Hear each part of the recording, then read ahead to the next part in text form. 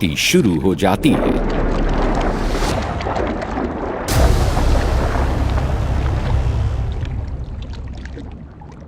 समंदर की तलहटी का 1% से भी कम हिस्सा रीफ्स का है, लेकिन इनमें समंदर के 25% से ज्यादा जीवों का ठिकाना है। यहाँ खाने और इलाके के लिए मुकाबला बहुत कड़ा है और इसने कुछ जीवों को अनोखे ढंग से ढाल दिया है। तलहटी में रहने वाली ये अनोखी मछली घात लगाने में माहिर है। ये है क्रोकोडाइल फिश। ये रेत और मलबे के बीच छिपी रहती है।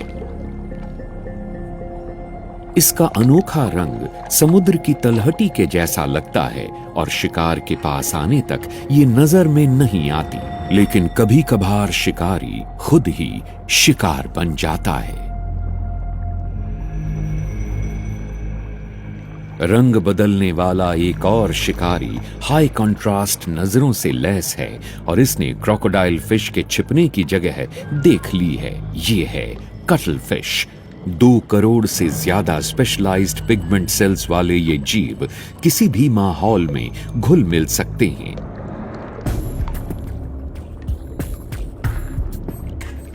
इनके पास और भी उपाय हैं। अपनी बॉडी कैविटी को जेट की तरह इस्तेमाल करके ये बहुत तेजी से तैर सकते हैं। समंदर के सबसे बुद्धिमान जीवों में शामिल चालाक कटल फिश के शिकार करने के तरीकों में सबकी नजरों के सामने छिपे रहना और अपने शिकार को सम्मोहित करने के लिए तेजी से रंग बदलना शामिल है।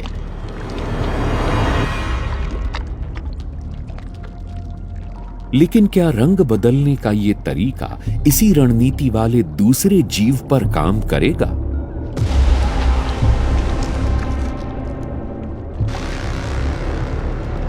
कई और जीवों की तरह क्रोकोडाइल फिश भी इसे अपनी ओर आते हुए नहीं देख पाई।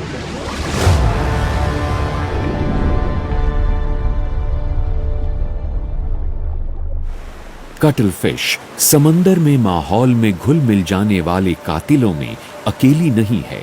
मोज़ाम्बिक के पास के गर्म पानी में कोरल रीफ्स की भरमार है और यहां खतरा भी कम नहीं, क्योंकि ये है एक पत्थर दिल हत्यारे का ठिकाना। किसी को नजर नहीं आने वाले रूप रंग के अलावा स्टोन फिश अपनी पीठ पर मौजूद कांटे की जड़ से तेज न्यूरोटॉक्सिन्स भी छोड़ती है। ये दुनिया की सबसे खतरनाक मछली है जो 1 घंटे के अंदर इंसान की जान ले सकती है।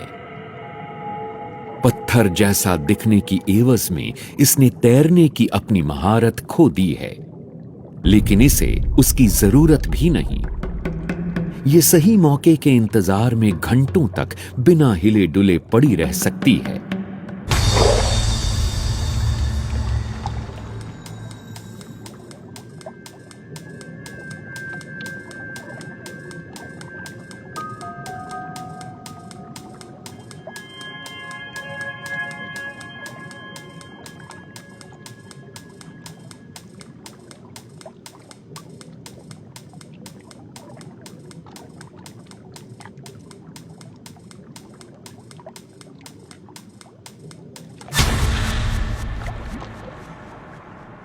जब शिकार इसके शरीर की लंबाई से कम दूरी पर आ जाए तो ये एक झटके में मुंह खोलकर उसे अंदर खींच लेती है।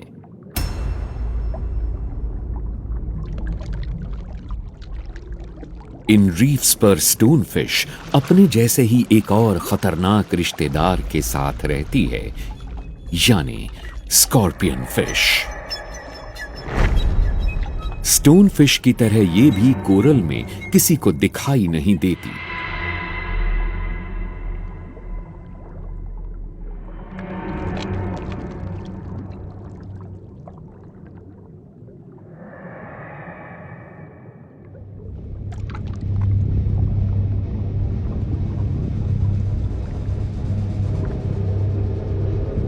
लेकिन शांत पड़े रहने वाले अपने रिश्तेदार के उलट स्कॉर्पियन फिश धीरे धीरे अपने शिकार की ओर बढ़ती है।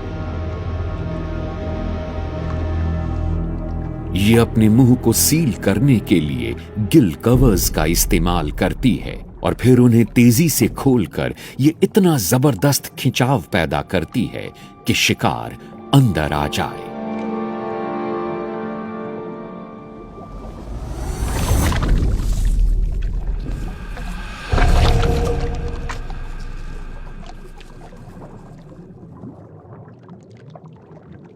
स्कॉर्पियन फिश के पास जहर है और माहौल में छिपने की सुपर पावर्स भी। कैमोफ्लेज, जहर, जेट प्रोपल्शन, 8 बहुत जबरदस्त तरीके से चिपकने वाले टेंटिकल्स और स्कॉर्पियन फिश को खाने की भूख के साथ उससे भी आगे है ऑक्टोपस।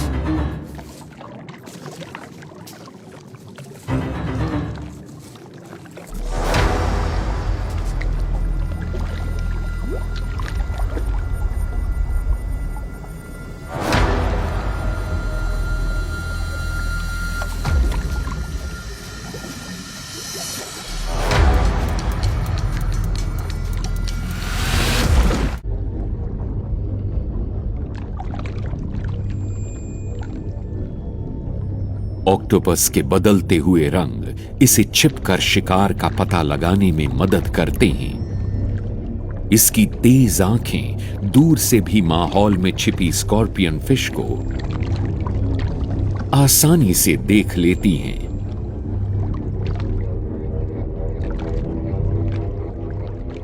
तो लीजिए, शिकार शुरू हो गया।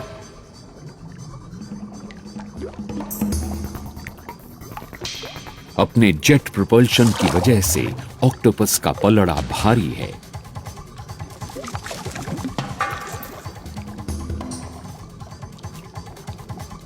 लेकिन स्कॉर्पियन फिश की किस्मत ने साथ दिया और इसे छिपने के लिए एक छोटा सा सुराख मिल गया। कम से कम आज तो इसने मौत को चकमा दे दिया। इससे बेपरवाह भूखे ऑक्टोपस को जल्द ही अगला शिकार दिख गया, एक स्टोन फिश। इसकी पत्थर जैसी शक्ल सूरत से कोई धोखा नहीं खा रहा। ऑक्टोपस तो बिल्कुल भी नहीं, लेकिन जहर का ख्याल रखना होगा। ऑक्टोपस ने स्टोन फिश के जहर भरे फिन्स से बचते हुए उसे दबोच लिया और पैरालाइज करने वाला अपना जहर उसमें डाल दिया और फिर शिकार को खाने के मकसद से ये उसे ले गया। अफ्रीका के रीफ्स में हर मछली से कोई बड़ी मछली होती है और यहां लापरवाही करना जिंदगी का आखिरी काम हो सकता है। एक नर्स शार्क शिकार पर निकली है। ये तलहटी में धीमी रफ्तार से तैरने वाली शार्क है, लेकिन ये इसके शिकार करने की अनोखी रणनीति का हिस्सा है। आमतौर पर रात को निकलने वाली ये शार्क अपने मनपसंद खाने यानी ऑक्टोपस की फिराक में बाहर आई है। एक शिकारी का मुकाबला दूसरे शिकारी से। नाक की छोर पर विस्कर जैसे बहुत संवेदनशील बाबल्स की बदौलत सुराख या दरार इसकी पहुंच के परे नहीं है।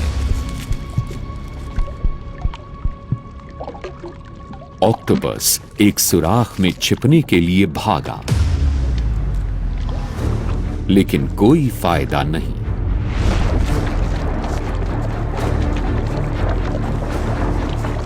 शार्क के पतले से मुंह ने ऑक्टोपस को छिपने की जगह से बाहर खींच निकाला।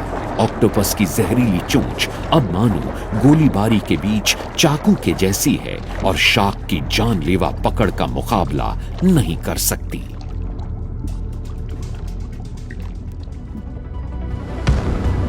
अफ्रीका के दक्षिण पूर्वी तट पर समंदर की लहरें ऊबड़ खाबड़ चट्टानी किनारों से टकराती हैं।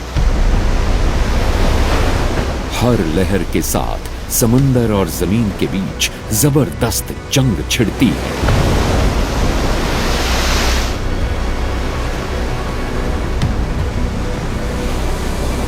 इसके बावजूद सबसे नाजुक और गहरे रिश्ते यहीं पलते पड़ते हैं। ब्राउन मसल्स उफान के साथ आने वाले छोटे छोटे जीवों को फिल्टर करके खाते हैं। ये अपनी जबरदस्त गोंद से चट्टानों से चिपके रहते हैं, जहां से ऑयस्टर कैचर इन्हें निकालने की कोशिश करते हैं।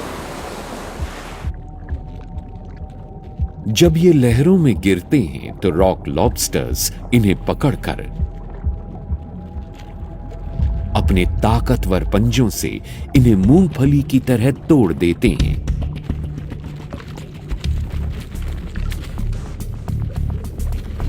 तेजी से बढ़ने वाले ये बच्चे दिन भर में अपने वजन के 4% जितना खा लेते हैं। 20 सालों की अपनी जिंदगी में शायद इनका बढ़ना कभी नहीं रुकता। खाने की कमी होने पर लॉबस्टर्स आपस में जूझने लगते हैं।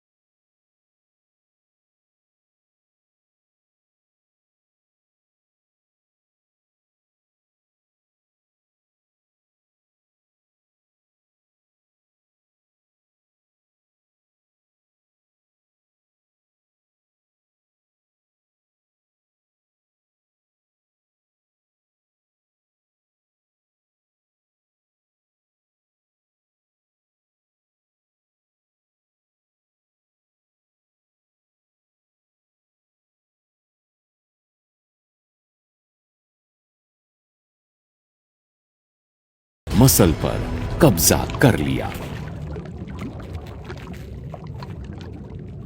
इसने अपने ताकतवर मुंह से मसल को बंद रखने वाले धागों को तोड़कर उसके खोल के पतले किनारों को कुचलकर इस लजीज शिकार को अकेले ही खा लिया। किनारे पर भी मुकाबला इतना ही तेज है। एक रेड टाइड ने सैकड़ों रॉक लॉबस्टर्स को केल्प गल्स के सामने पहुंचा दिया है। ज्यादा परिंदों के आने से अब लड़ाई छिड़ने वाली है। रेड टाइड की वजह से किनारे पर आए ढेर सारे रॉक लॉबस्टर्स केकड़ों और दूसरे जीवों को खाने के लिए केल्प गल्स में एक होड़ मची हुई है। ये जानलेवा टाइड तब आती है जब तेज हवाओं से उफनता पानी गहरे समंदर की एल्गी को ऊपर ले आता है।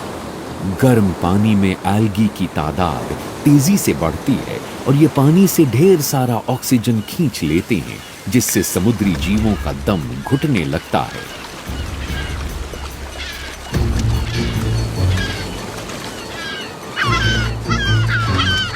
मुर्दाखोर केल्प गल्स के लिए ये अच्छा मौका है। तेज निगाहों और पैनी चोंच की मदद से ये शिकार को ढूंढकर उसे फटाफट खोल लेते हैं।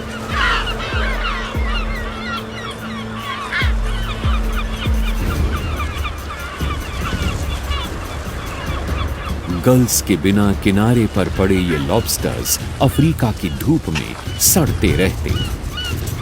इसलिए गल्स असल में बीच को साफ करके सबकी मदद कर रहे हैं। पूरे माहौल में केल्प गल्स का शोर गूंज रहा है, लेकिन एलिवॉल शोल के रीफ्स के पास एक शिकारी मौत जैसी खामोशी से गश्त लगा रहा है। शाक के लिहाज से ये बहुत धीमी है, लेकिन 3 मीटर लंबी और 160 किलोग्राम की ये मछली